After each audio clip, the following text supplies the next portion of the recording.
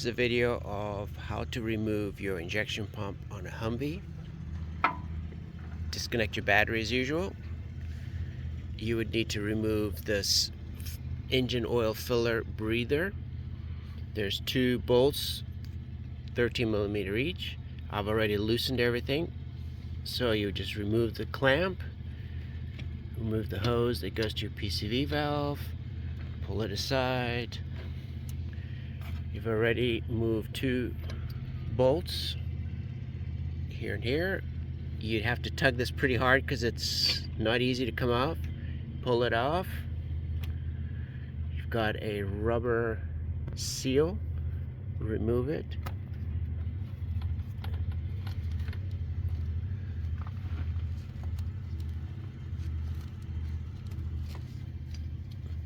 Easier said than done.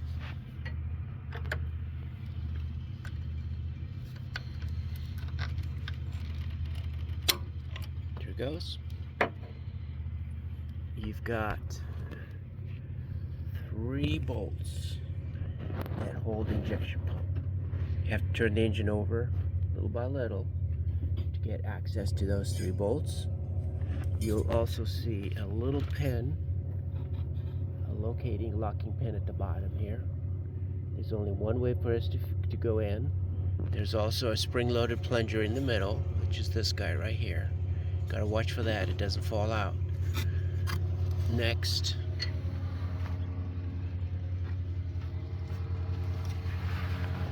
going to remove both intakes, aluminum intakes, 1, 2. There's this cover that you got to take for the turbo. You got to remove that as well.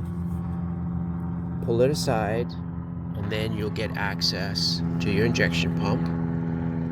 You've got a 24 volt here, 24 volt here, fuel return on that side. It's got a fuel return. You got to disconnect that. Got to disconnect this fuel return, 2 electric wires, and this plate comes with it. You got to remove all these high pressure lines one by one. You'll get access to them once you remove both intakes, 1 and 2. Okay, this is a continuation, different car, same thing. So intake is removed. I've also taped up everything just so you don't get dirt and junk going in. I've inserted a new one, but I'll show you how to remove it. There is 1. Right there's 2. And then there's 3 on the far side there. There's 3 nuts. Just loosen them. Don't take them all off. Rotate the engine so that you can get to the bolts in the back, because you got to take those off first. I've already shown the prior video. This needs to be removed. Once you get those 3 bolts off, then you can remove these 3.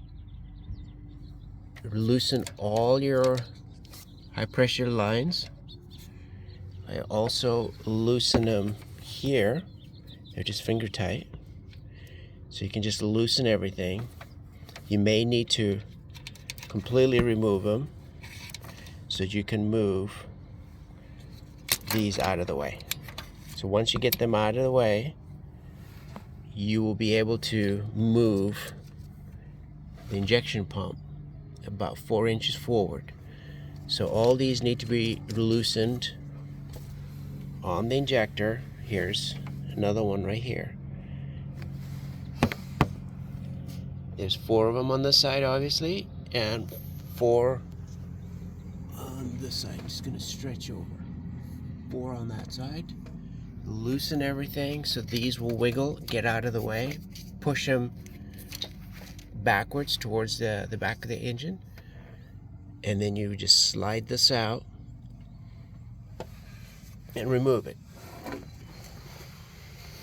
I'm going to show you what these injection pumps look like. So I've got two here, two old ones.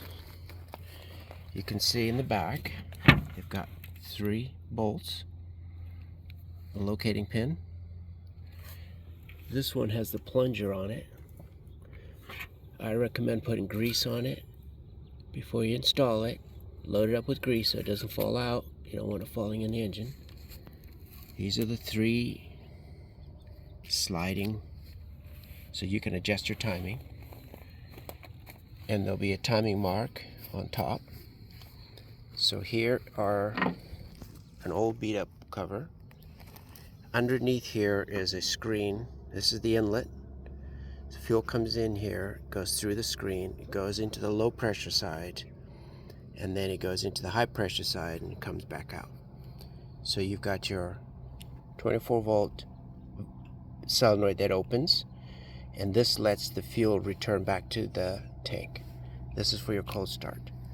I've already removed the 3 bolts, and this is what it looks like. Put the cover off. Now this one obviously is in bad shape. It's all rusted, clogged up. It looks like rust, but it's actually just dirty diesel, and everything is sticking. So this should not be sticking like this. Once you push it, it should come back, release by itself. So this one obviously needs to be cleaned up and restored. Here is a better one. Just going to remove these 3 screws, which are loose already.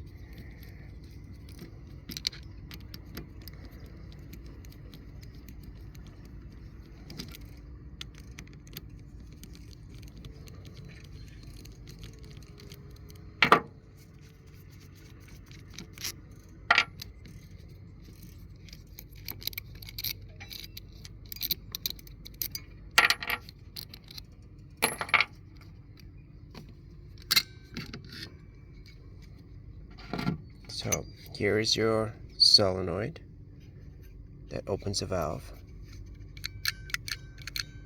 and this is for your cold start. So you can see inside this one, it's pretty clean. It's new. If you push on this, it's a lot. It'll return on its own. So you could just, you can see it returns. This is a good shape. Once you put these covers back on it, you push it towards the back of it. Let me see if I could do this with better light. There we go. Better light. So push it towards the back of it. You'll see it won't sit. You gently push it forward, and it'll go in. That way it engages the solenoid, because the solenoid needs to be pushed back as it goes in. So once you put it in, tighten all your 3 screws. Chasing the light here. Put all 3 screws on it, and you got yourself a new pump installed. I've installed the high pressure tubes for the injection pump.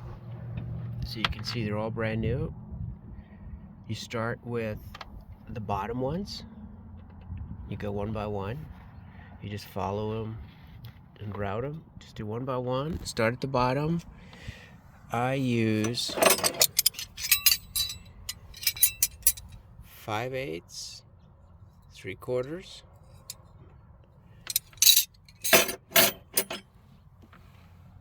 And once I'm done, I put the plastic clips back on. I put a zip tie over them because they're old. They don't stay put very well. Got little attachments to the valve cover valve cover. Usually when you start this, you leave the injection pump loose. So when you crank, it bleeds out the air. They'll seep out of here. And once you see the seeping coming out, you know your injection pump's bled pretty much, and then you tighten them, and then it should start. So once I've completed everything, tightened, checked everything, and then the next step is to do the intakes and the gaskets, and that'll be the next step. Okay, so we have installed temporarily the intake with all the fasteners. You can see his new gaskets, and we're going to install the driver's side intake.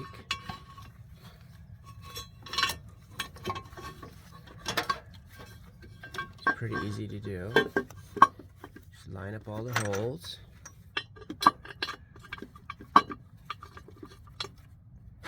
Put in all the fasteners. And on the driver's side, we're going to take and put the power steering reservoir after that.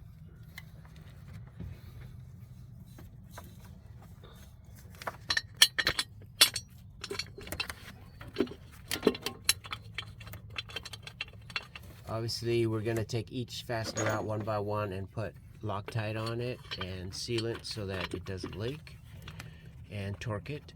But we're just temporarily putting it here so you can see it for the video.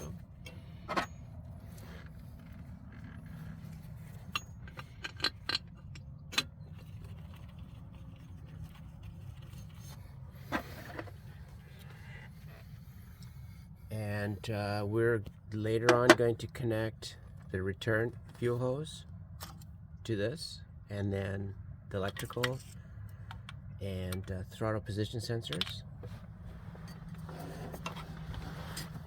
On the back side, we're going to install gaskets on both sides, and then we're going to insert this. We're going to lube with some oil this O-ring so that it slips and doesn't get any issues, and then we'll torque all the fasteners. We're going to torque the intake on one side just so that you can see it. 31 inch-pounds. Start from the inners, and then you go to the outers.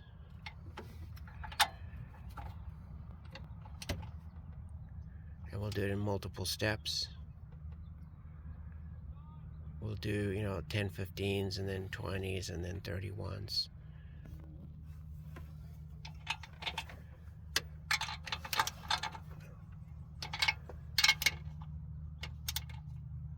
And we'll go back and forth.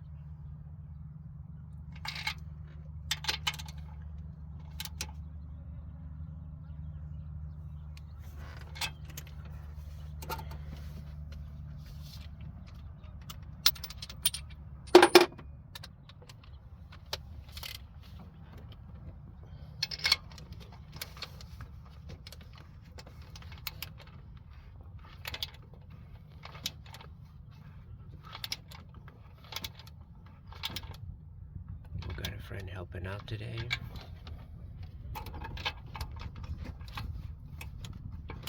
It's kind of hard to do this all by yourself.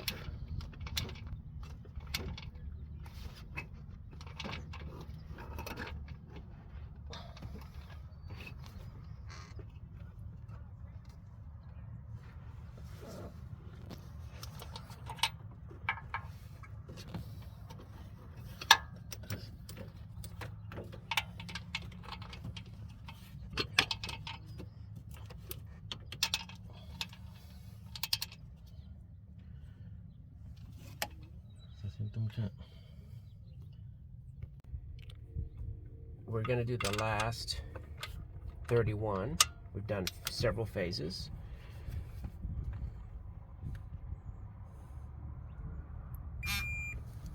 There's one.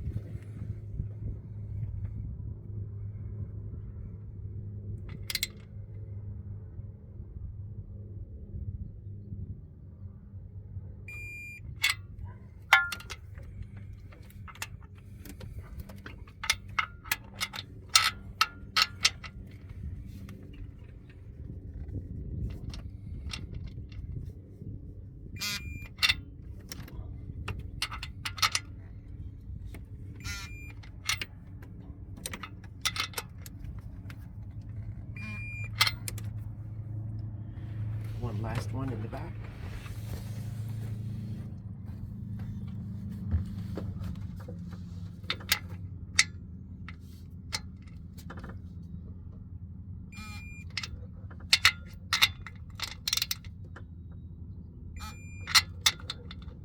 Just checking to see if they're all torqued. One left to go.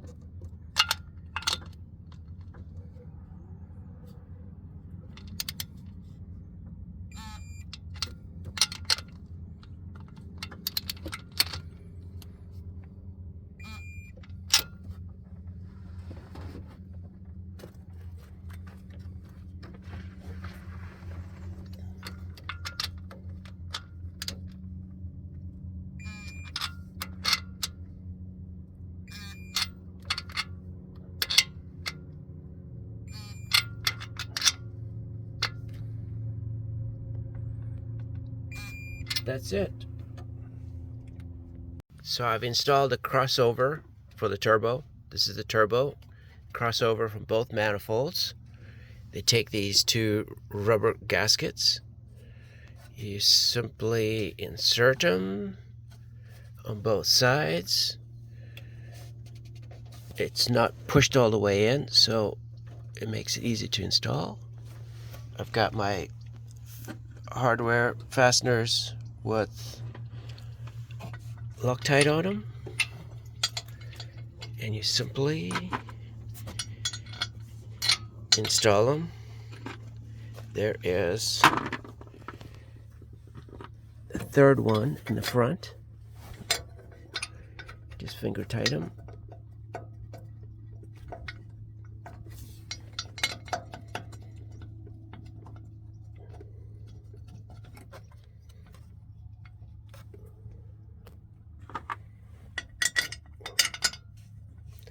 Obviously, you check to make sure your gaskets are all lined up. They're through all the holes.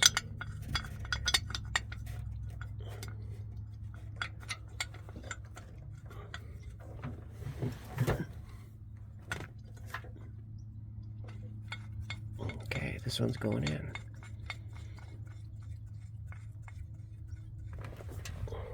Third one goes in the front. Just got to move it around for it to sit in. There it goes.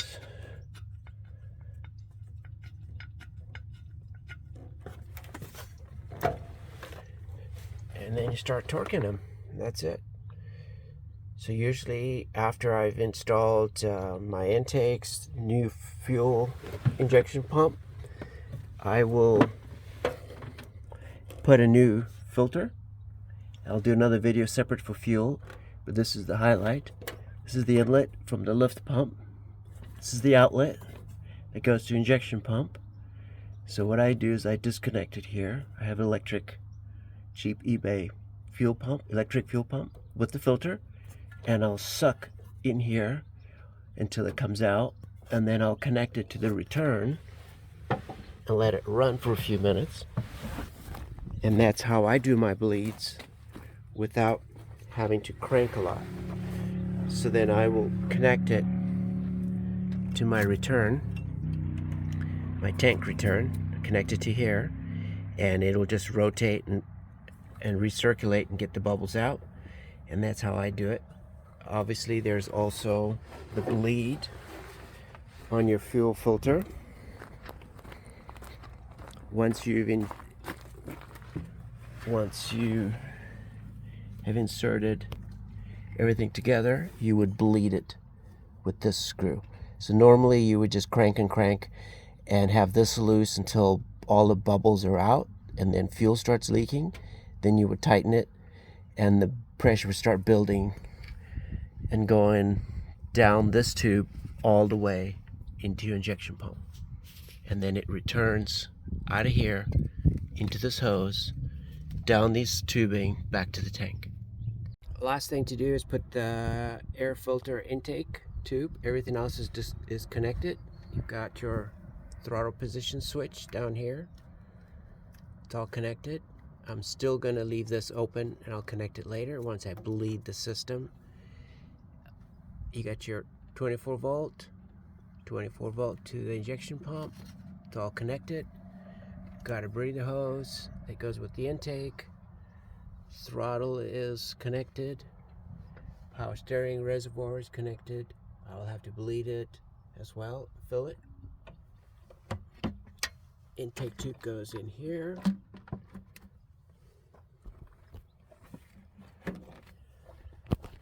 Oops. There's one connection, two connections, and then it connects on the air filter, which is also a little tricky.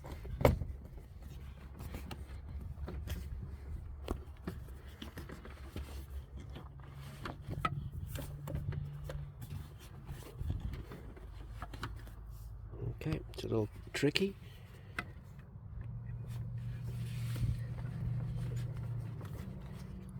Okay, so then we just got to put the clamps back on. Tighten the clamps, tighten the intake. Got to tighten this guy. I believe it's a 10 millimeter. And that's it.